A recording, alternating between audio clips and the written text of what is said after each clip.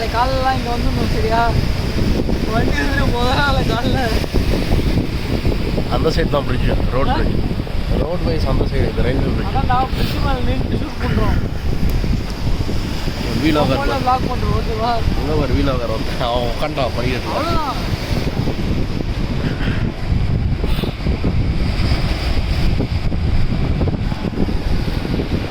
ஸ்மூத்தாக போதா, கிளாரிட்டி செம்மையாக வருது. வீடியோ ஸ்மூத்தாக போய்ட்டுருக்குல்ல ட்ரெயின், ஜர்க்காகாமல் வீடியோ கிளாரிட்டி செம்மையாக வருது.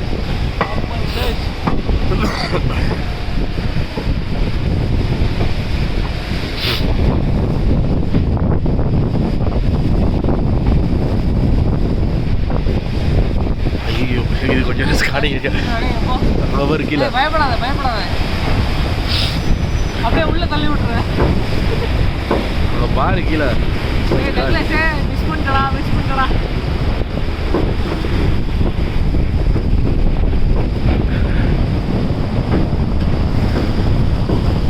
இங்கே பாரு.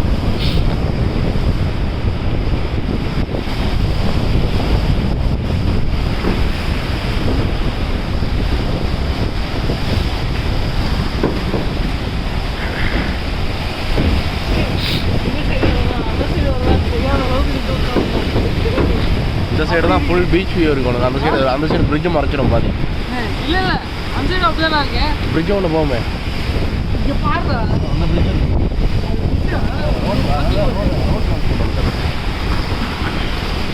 இதுதான் அல்டிமேட்.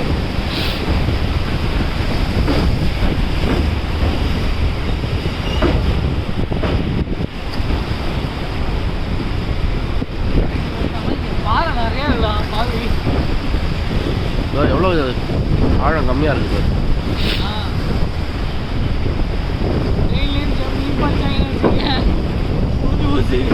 கை காலம் உறுதி தான் உட்காந்துருப்பானுங்க.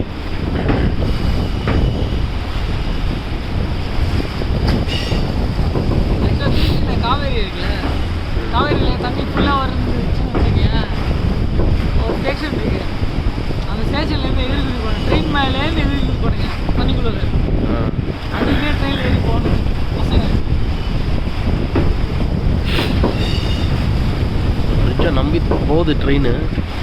நம்மளும் ரொம்ப தைரியமாக உட்காந்துருக்கோம் போல கார்னரில். இந்த பிரிட்ஜை நம்பி ட்ரெயின் போகுது, நம்மளும் கார்னரில் உட்காந்துருக்கோன்றேன்.